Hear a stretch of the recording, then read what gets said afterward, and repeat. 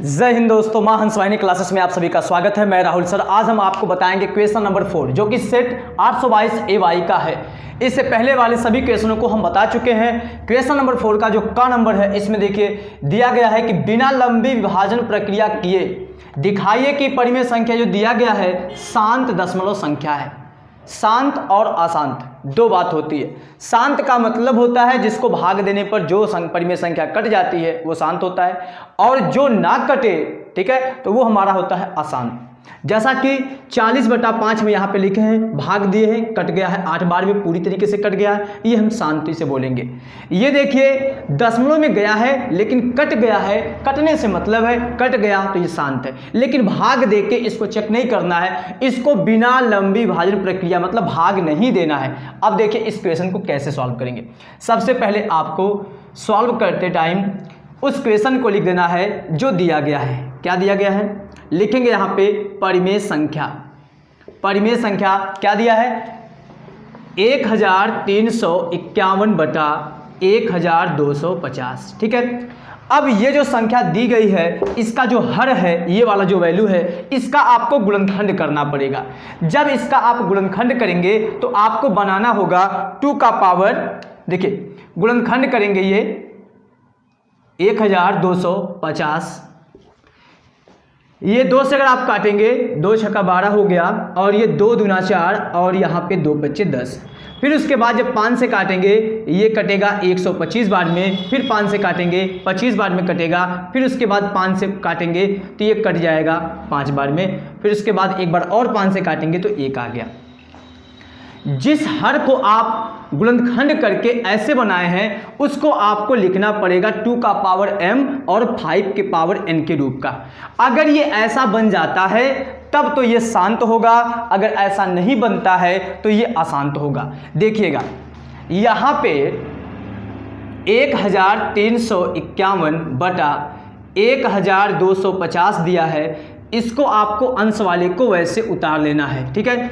हर वाले को जिसका आप गुणनखंड किए हैं तो यहाँ पे आप देख रहे हैं 1 बार 2 है, और ये 1 2 3 4 4 बार 5 है, इसलिए उस 5 को लिख सकते हैं 5 का पावर 4। यहाँ पे 2 1 बार है तो 2 का पावर 1 है, तो यहाँ पे आप नीचे लिखेंगे, इसके जगह पे आप लिख सकते हैं 2 का पावर 1 हो गया और ये 5 का पावर 4 हो गया। जब ये ऐसे बन गया 2 का पावर m और 5 के पावर n के रूप का, तो यहाँ पे लिखेंगे चूंकि परिमेय संख्या का हर, ठीक है, हर जो है 2 का पावर m 5 का पावर n के रूप का है, अतः यह शांत दशमलव होगा। अब शांत दशमलव तो है, अगर मान लीजिए उसका आंसर भी आपको पता करना है तो देखिए इसका आंसर कैसे पता करेंगे। इस क्वेश्चन को आपको यहाँ पे फिर लिखना है 1350 बटा ये 2 का पावर 1 है और ये 5 का पावर 4 है, ठीक है। 5 का पावर 4 है, ये अगर 2 का पावर 4 रहता, देखिएगा 2 और 5 का गुणा से एक 0 वाला बनता है, मतलब 10 बनता है।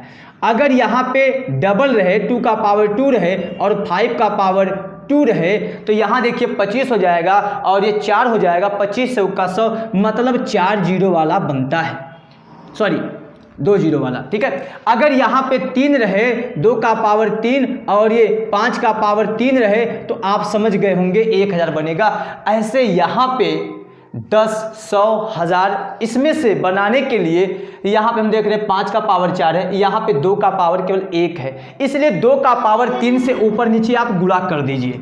जब हम किसी संख्या में ऊपर नीचे दोनों जगह पे गुणा करते हैं तो मान में कोई परिवर्तन नहीं होता है। तो ये हो गया आपका 1350 गुणे ये 2 का पावर 3 को 8 लिखेंगे, ये देखिए आपका बन गया 2 का पावर 4 और ये 5 का पावर 4। जब इसे आप गुणा करेंगे तो ये 8 का 0 में गुणा 0, 8 पचे 40 का 0 हो गया, 4 बचा, 8 तिरिक 24 और 24 और 4 28 हो गया, 2 बचा, 8 1 9 8 और 8 2 10। देखिए 2 का पावर 4 है, 5 का पावर 4, दोनों का पावर सेम हो गया, दोनों का पावर सेम हो गया, तो इसका मतलब ये 4 जीरो वाला बनेगा, 4 जीरो वाला बोले तो 10,000। अब जब इसको आप भाग देंगे, या तो ये समझिए, ये देखिए दोनों जीरो कट गया, इससे आप भाग देंगे 1 स्थान 2 स्थान खिसक आएगा, तो ये आपका हो गया 1.0 और ये 8, ये आपका हो गया आंसर, और ये प्रूफ भी हो गया, ये शांत दशमलव प्रसार होगा। नेक्स्ट क्वेश्चन देखिए क्या दिया गया है। इस क्वेश्चन में दिया गया है द्विघात समीकरण 3x² minus 2 square root 6x plus 2 equal 0 के मूल गुणनखंड विधि द्वारा ज्ञात कीजिए। मूल निकालने का कई मेथड होता है, ठीक ना। पूर्ण वर्ग बनाने की विधि से भी निकाल सकते हैं, गुणनखंड विधि से भी लगा सकते हैं। फिर उसके बाद हम इसका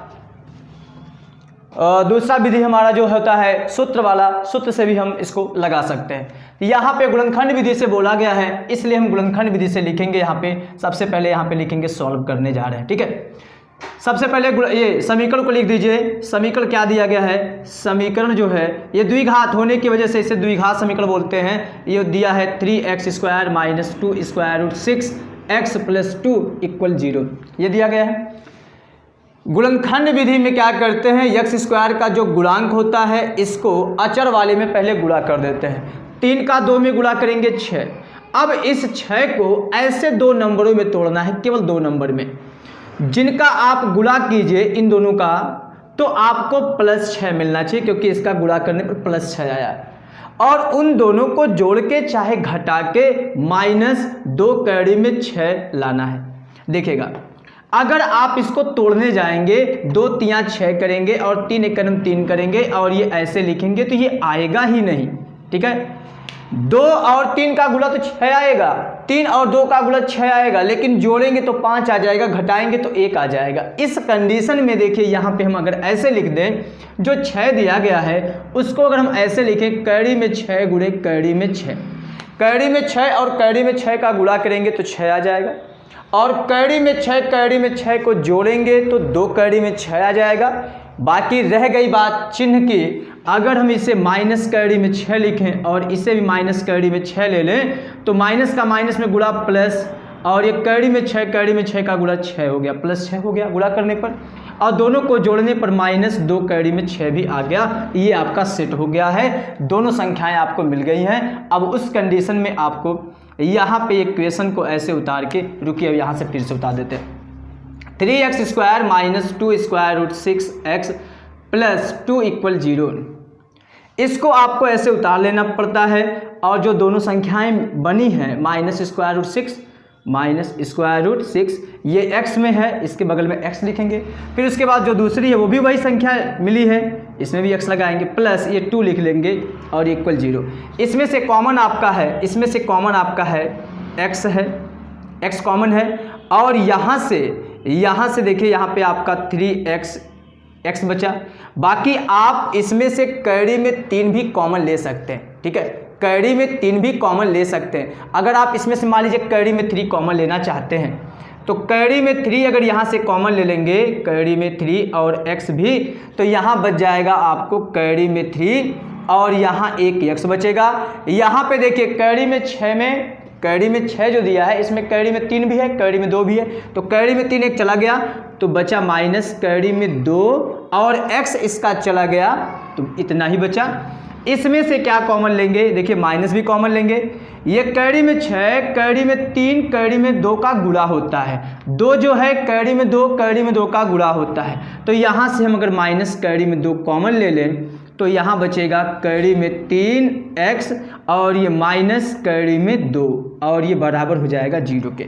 बताइए ये दोनों सेम बन गया ना, इसका मतलब गुणनखंड सही हुआ है। अब इन दोनों को कॉमन कर लेंगे, कड़ी में 3x माइनस कड़ी में 2, और यहाँ बचेगा, जब इन दोनों को कॉमन कर लेंगे तो ये बचेगा कड़ी में 3x माइनस कड़ी में 2 इक्वल 0। एक बार इसको 0 के बराबर, एक बार इसको 0 के बराबर। अब लिखेंगे यदि square root 3x minus square root 2 equal 0, तो ये उधर जब भेजेंगे, देखिएगा ये जब उधर भेजेंगे तो आपका हो जाएगा स्क्वायर रूट 3x इक्वल, ये इधर आ जाएगा तो स्क्वायर रूट 2 x इक्वल हो जाएगा square root 2 by square root 3। इसको आप ऐसे भी कह सकते हैं, इकट्ठा लिख देंगे 2/3 स्क्वायर रूट में।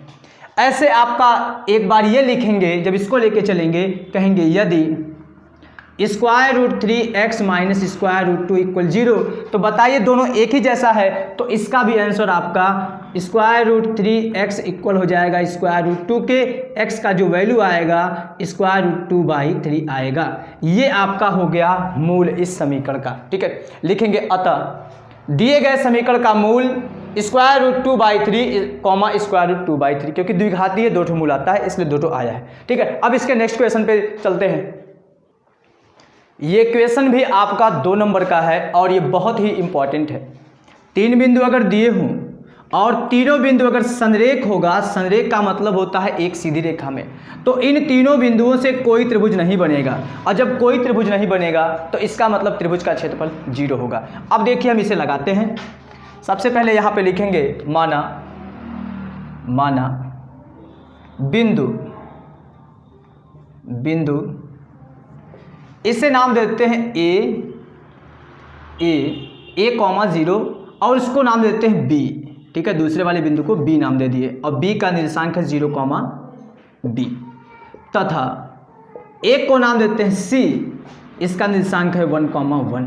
ठीक है, बिंदु ए बी तथा सी संरेख हैं। जब तीनों बिंदु संरेख हैं तो इससे बनने वाला त्रिभुज का क्षेत्रफल 0 होगा। लिखेंगे चूंकि तीनों बिंदु क्या हैं? संरेख हैं। तीनों बिंदु संरेख हैं, अतः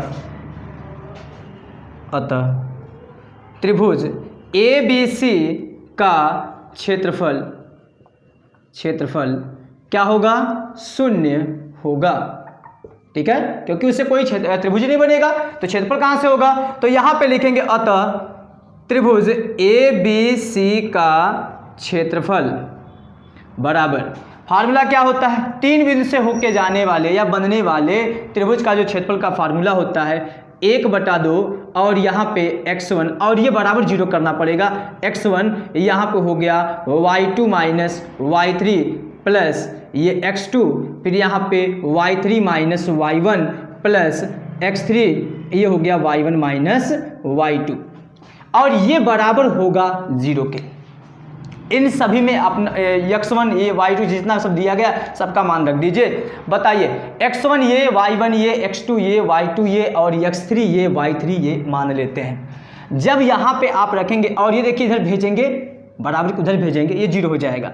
तो x1 के जगह पे आप लिखेंगे a, उसके बाद x1 के जगह पे a हो गया और यहाँ पे y2 के जगह पे y2 ये है b माइनस y3 के जगह पे ये 1 है, फिर उसके बाद प्लस x2 0 है, ये y3 आपका 1 है और यहाँ y1 आपका 0 है, फिर उसके बाद प्लस x3 1 है, y1 0 माइनस y2 b है और ये बराबर 0 हो गया।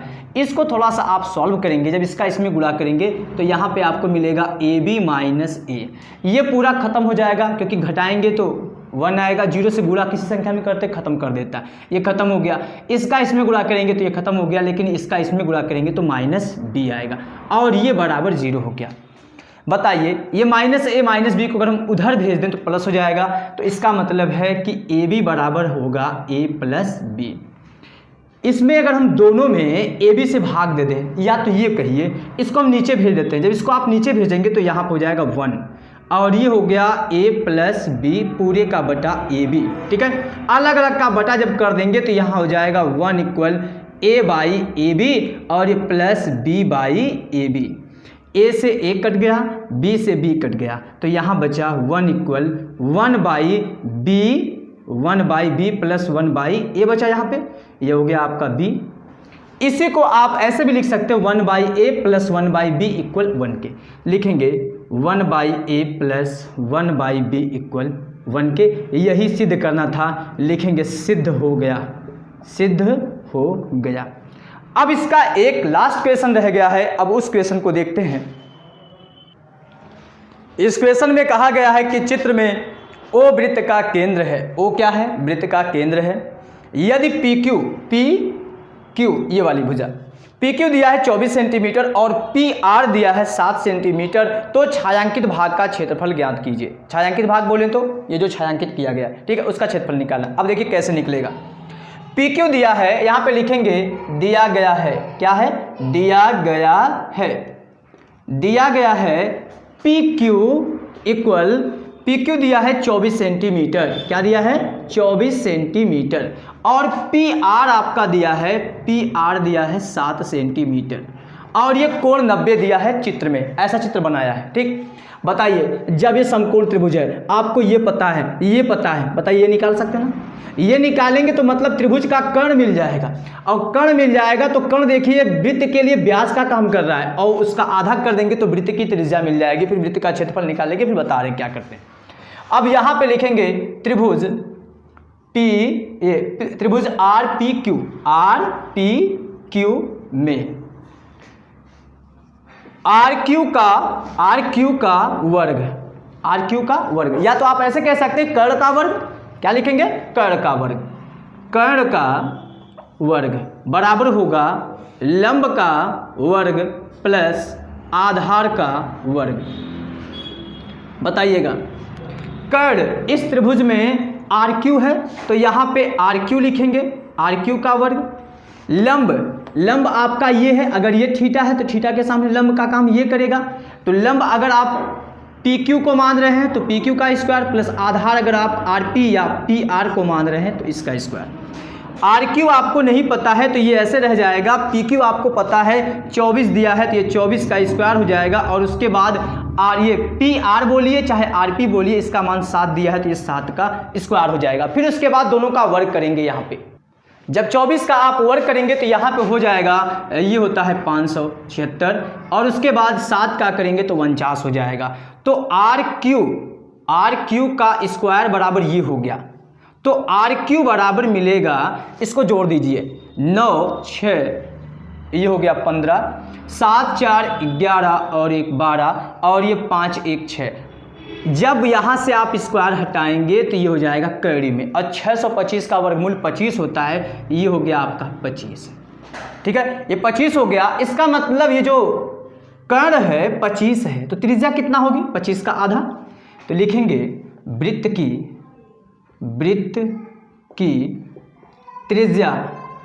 की त्रिज्या R बराबर हो जाएगा 25/2।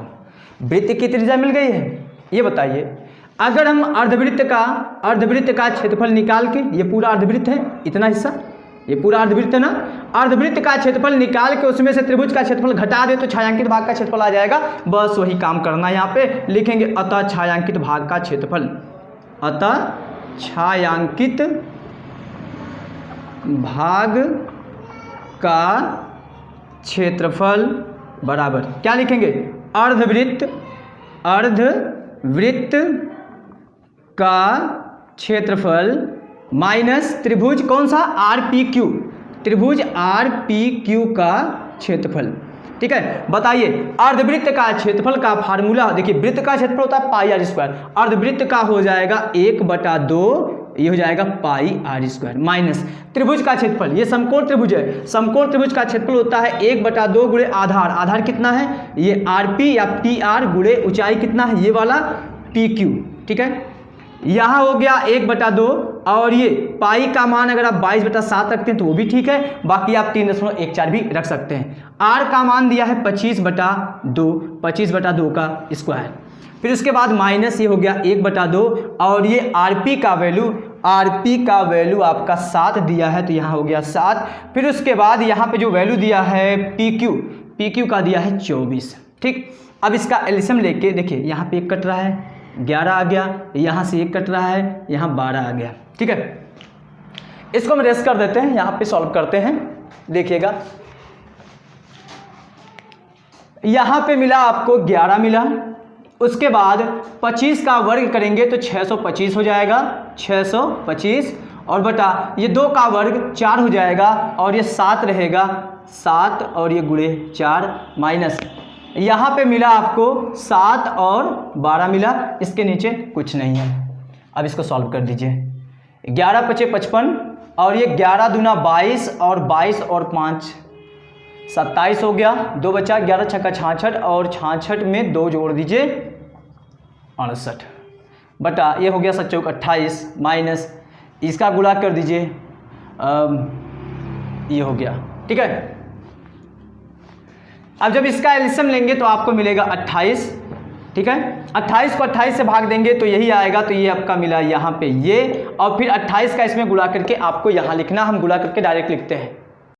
देखिए इसका गुणा करने पर 2744 आया है, उसे हम लिख दिए। इसे घटा दीजिए, 5 में से 4 गया 1, 7 में से 4 गया 3 और ये 8 में से 7 गया 1, ये 6 में से 2 जाएगा, यहाँ हो गया 5 और बटा 28। अब 28 से आप भाग दे देंगे तो आपका ये आंसर मिल जाएगा। अब इसको हम भाग दे के भी लिख देते हैं सीधा। ये भाग लगभग देखिए 108.3 बार जाएगा, तो यहाँ पे लिखेंगे 180.3 और ये हो गया, मात्रक था सेंटीमीटर में, इसलिए ये हो जाएगा सेंटीमीटर स्क्वायर। ये हो गया इसका आंसर। अब इसके नेक्स्ट क्वेश्चन को हम नेक्स्ट वीडियो में सॉल्व करवाएंगे। और अगर आपको पसंद आया हो, वीडियो पसंद आया हो, समझ में भी आया हो, तो प्लीज़ चैनल को सब्सक्राइब कीजिएगा और बेल आइकन को जरूर प्रेस कीजिएगा। थैंक्स।